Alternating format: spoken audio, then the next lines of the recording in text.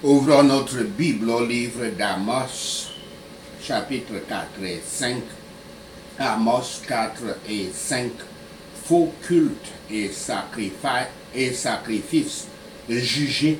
Faux culte et sacrifice jugés. Amos 4. Amos 4, versets 1 à 5. Israël est réprouvé. Verset 4. Amos se moque des Israélites en disant que tout ce qu'ils accomplissent pour leur culte, c'est la multiplication de leurs péchés et l'approfondissement de leurs jugements. Il décrit leurs pratiques comme ne faisant presque rien d'autre que de faire des pèlerinages à Bethel et à Gilgal.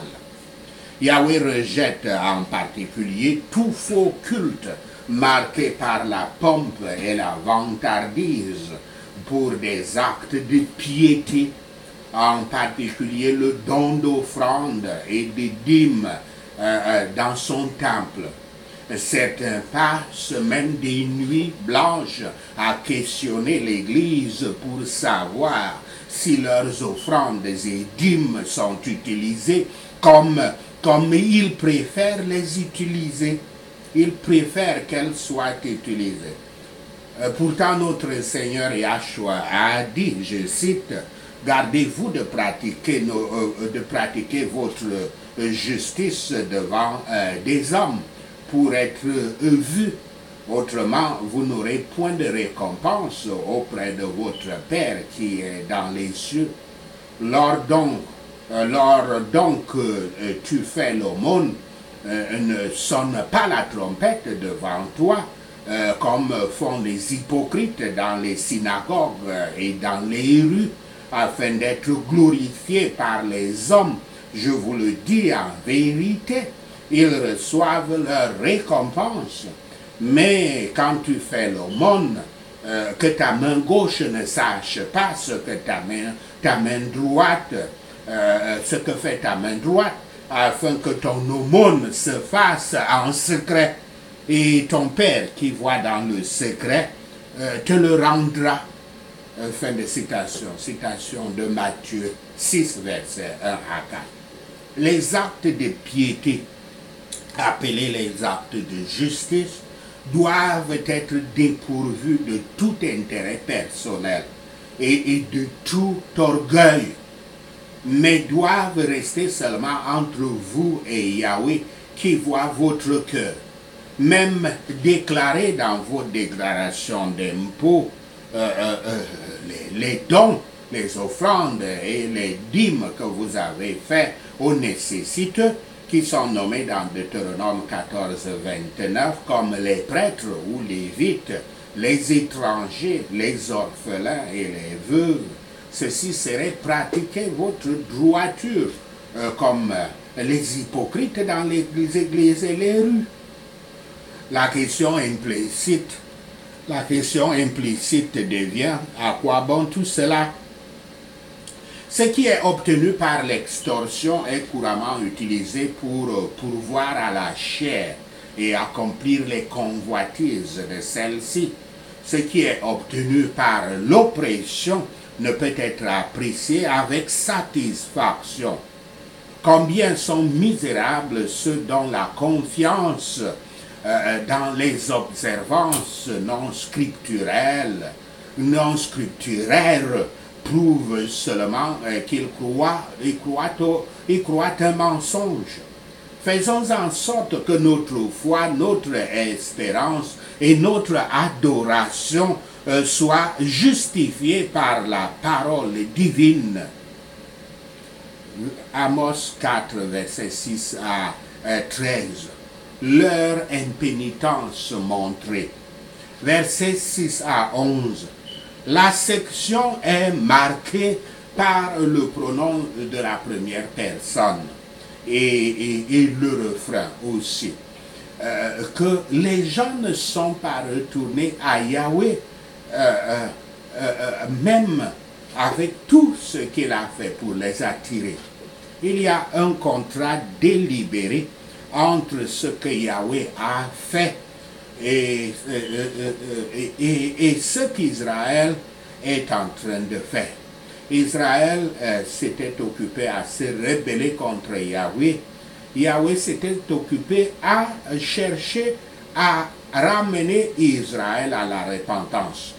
Toutes les catastrophes énumérées dans cette section, la faim, la sécheresse, la peste, les fléaux, la guerre, etc., avaient été des signes de la colère de Yahweh et Israël les avait toutes ignorées.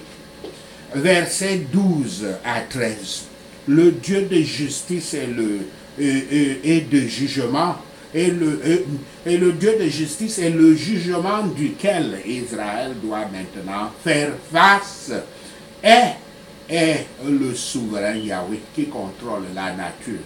Israël ne peut pas résister à Yahweh quand il vient en jugement. Voyez la folie des cœurs charnels. Ils errent d'une créature à l'autre, cherchant quelque chose à satisfaire et travaillant pour ce qui ne satisfait pas. Après tout cela, ils n'inclineront pas leur oreille vers Yahweh, en qui ils pourraient trouver tout ce qu'ils peuvent désirer. Prêcher l'évangile est comme la pluie, et tout se dessèche là où cette pluie manque. Ce serait bien si les gens étaents aussi sages pour leurs âmes que pour leur corps. Et quand ils n'auront pas de cette pluie près d'eux, ils iraient la chercher là où elle doit être trouvée. Alors que les Israélites persistaient dans la rébellion et l'idolâtrie, Yahweh se heurtait à eux en tant qu'adversaire. Dans peu de temps, nous devons rencontrer notre Yahweh dans le jugement. Mais nous ne pourrons pas nous tenir devant lui s'il nous éprouve selon nos actions. Si nous voulons nous préparer à rencontrer notre Dieu avec réconfort au temps terrible de sa venue, nous devons maintenant le rencontrer dans Yahshua le Messie, le Fils éternel du Père, venu pour sauver les pécheurs perdus. Nous devons le chercher pendant qu'il doit être encore trouvé. Amos 5. Amos 5, versets 1 à 6. Israël est appelé à rechercher Yahweh. Versets 4 à 5. Au lieu des rituels vides, des sacrifices et des offrandes inutiles, Yahweh veut que son peuple le cherche. Bethel, Gilgal et Beer-Sheba sont des sites importants dans l'histoire d'Israël. Apparemment, les trois villes possédaient des sanctuaires dans lesquels les Israélites faisaient des pèlerinages réguliers, fidèles, on peut les appeler. Même Beer-Sheba, qui se trouvait à l'extrême sud de Juda, soit près de l'Égypte. Pourtant, le peuple avait reçu l'ordre d'aller à Jérusalem pour adorer. Amos souligne une fois de plus la futilité des pratiques religieuses d'Israël. Son peuple adore, mais au lieu de suivre les directives de Yahweh, ils font leurs propres règles. Ils créent leurs propres règles. Ils offrent un culte qui offense Yahweh plutôt que de lui plaire. Verset 6. La maison de Jacob entre guillemets, est une référence au royaume du Nord, Israël. Les régions étaient souvent identifiées par leur tribu principale. Dans ce cas, cette tribu est Éphraïm, composée des descendants d'un des fils de Joseph. La parole convaincante et éveillée doit être entendu et obéi, ainsi que des paroles de réconfort et de paix. Car si nous entendons ou nous nous abstenons d'entendre, la parole de Yahweh prendra effet. L'Éternel proclame encore de la miséricorde envers les gens, mais ils s'attendent souvent à être délivrés de ces formes inventées par eux-mêmes qui rendent leur condamnation certaine. Alors qu'ils refusent de venir au Christ et de chercher la miséricorde en et par lui, afin qu'ils puissent vivre, le feu de la colère divine éclate sur eux. Les gens peuvent faire une idole du monde, mais ils trouveront qu'elle ne peut pas protéger. Amos 5, versets 7 à 17. Exhortations sincères à la repentance. Versets 7 à 11. Ce passage a une structure unique. Le verset 7 caractérise la vie israélite comme injuste et impie, quelque chose qu'Amos a déjà établi. Les versets 8 à 9 fonctionnent comme une sorte de doxologie décrivant Yahweh en termes de puissance et de majesté. Lui seul peut sauver Israël du désastre qui menace. Alors la caractérisation commencée au verset 7 continue au verset 11 et 10. Au milieu du verset 11, l'annonce du jugement commence. Versets 12 à 13. En essence, la religion des Israélites ne touche pas à leur style de vie. Ils ne prêtent pas attention à la réclamation de justice et à la loi de Yahweh. Versets 14 et 15. Les gens doivent faire certaines choses s'ils veulent vraiment être les gens de Yahweh qu'ils prétendent être. Les Israélites et de nombreux pratiquants croient à tort que Yahweh est de leur côté, même s'ils sont déconnectés de leur véritable état spirituel. Frères et sœurs, veillez à ne pas tomber dans ce piège. N'adorez pas et ne faites pas vos actes de piété, vos actes de justice, comme cela s'appelle, pour sauver votre réputation ou parce que vous êtes intelligent, mais parce que Yahweh vous demande de le faire. C'est pour ça que vous le faites. Vous ne devez pas être guidé par votre propre compréhension, votre propre intelligence quand il s'agit d'adorer Yahweh et d'accomplir votre devoir de faire des actes de piété, des actes de justice. La même puissance toute puissante peut, pour se repentir des pécheurs, transformer facilement l'affliction et le chagrin en prospérité et en joie, et transformer facilement la prospérité des pécheurs audacieux en une obscurité totale. Les mauvais temps ne supporteront pas de simples transactions, c'est-à-dire que les méchants ne le feront pas. Et ces gens étaient vraiment des gens méchants. Quand des gens sages et bons pensaient que c'était vain même de leur parler. Ceux qui cherchent et aiment ce qui est bon peuvent aider à sauver la terre de la ruine. Il est de notre devoir de plaider des promesses et plaider les promesses spirituelles de Yahweh, de l'implorer de créer en nous un cœur pur et de renouveler en nous un esprit juste. Yahweh est toujours prêt prêt à être miséricordieux envers les âmes qui le cherchent. Puis la piété de tous, la piété et tous les devoirs seront pris en compte. Mais quant à l'Israël pécheur et aux fidèles de l'Église pécheresse, les jugements de Yahweh étaient souvent passés par eux. Maintenant, ils vont passer à travers eux. Amos 5, versets 18 à 27. Avertissement concernant les idolâtries. Versets 18 à 20. Ces versets comprennent l'utilisation la plus ancienne de l'époque de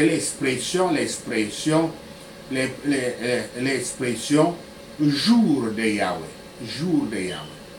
Cela se produira beaucoup plus de fois avec les prophètes de l'Ancien Testament et encore dans le Nouveau Testament. Mais il est clair que c'est déjà une expression familière à cette époque en tant que figure religieuse de la parole. En raison de leur déconnexion de la vision de Yahweh, de leur état spirituel, les Israéliens pensent que le jour du Seigneur apportera le bonheur et triomphera d'eux quand en fait il apportera, et les fera triompher quand en fait il apportera le désastre. Versets 25 à 26. Le prophète fait valoir, comme il a déjà fait, que les sacrifices, les dîmes et les offrandes d'Israël sont déconnectés de sa relation de foi avec Yahweh. Le peuple d'Israël semble penser que tant qu'ils offriront des sacrifices et des offrandes à Yahweh, tout ira bien, quelle que soit leur désobéissance dans d'autres domaines de la vie.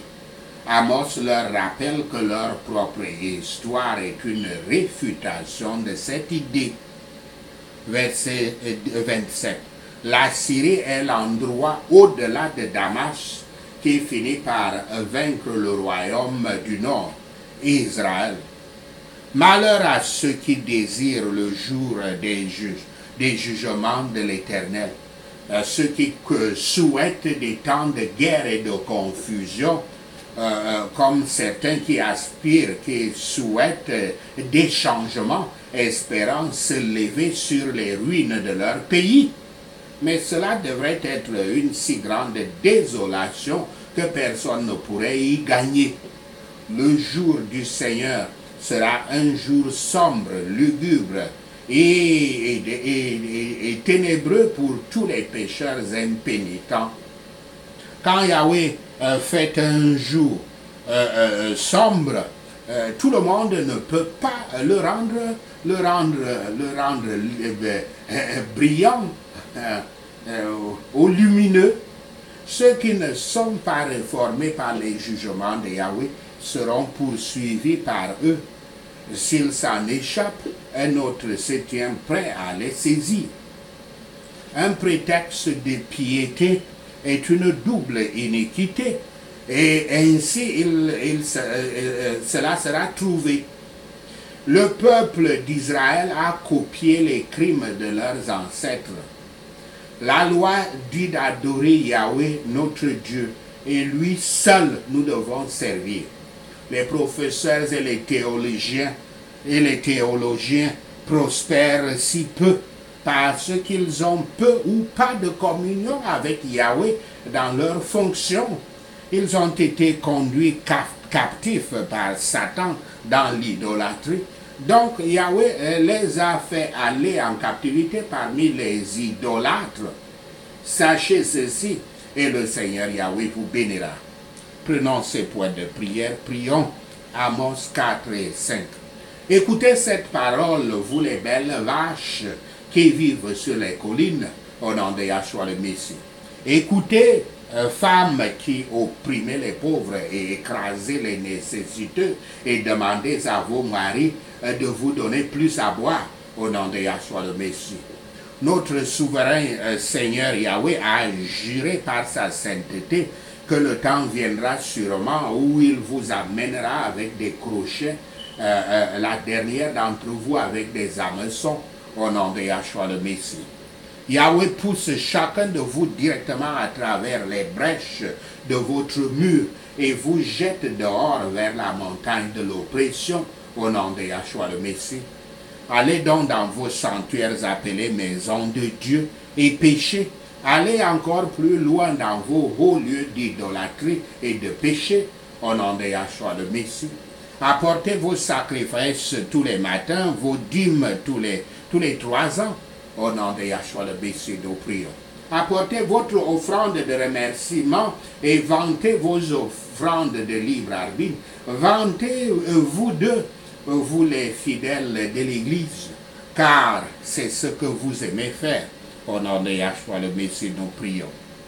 Yahweh vous a donné des estomacs vides dans chaque ville et le manque de pain dans chaque ville, mais vous n'êtes pas retourné à lui au nom de Yahshua le Messie.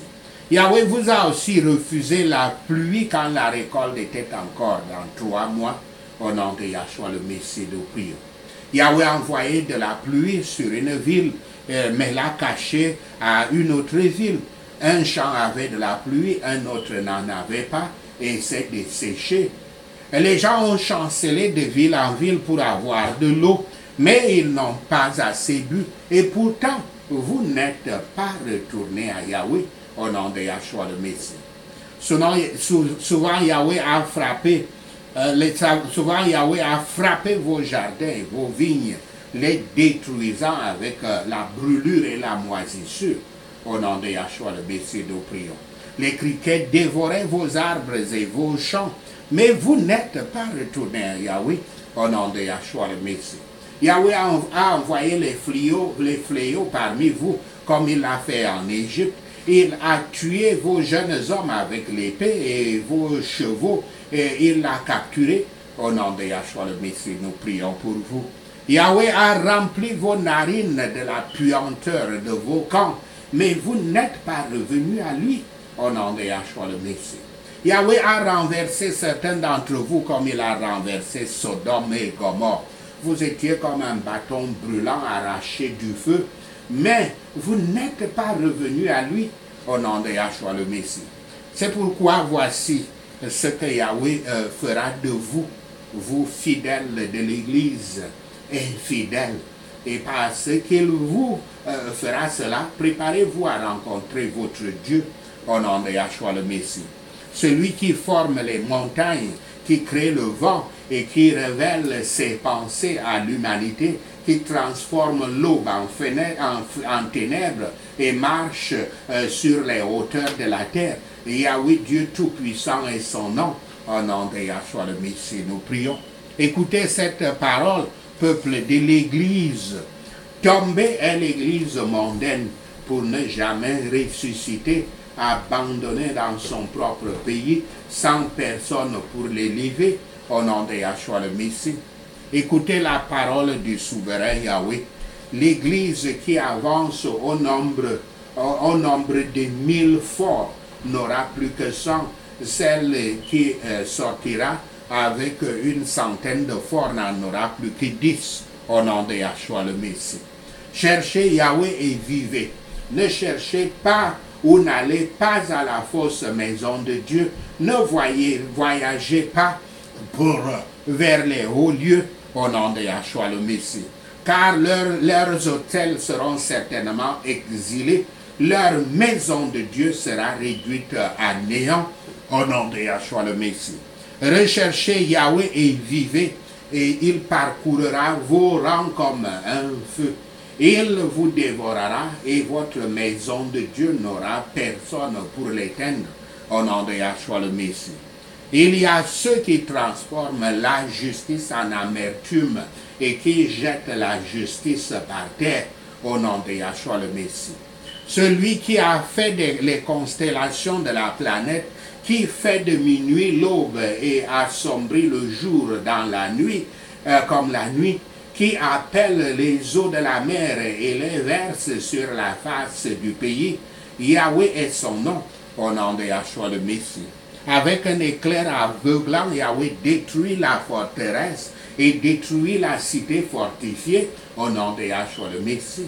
Il y a ceux qui haïssent celui qui défend la justice et détestent celui qui dit la vérité au nom de Yahshua le Messie. Vous percevez une taxe sur les pauvres et vous leur imposez un impôt. Par conséquent, même si vous avez construit des demeures en pierre, vous ne vivrez pas dedans au nom de Yahshua le Messie. Vous avez planté les vignes luxuriantes, vous ne boirez pas de leur vin au nom de Yahshua.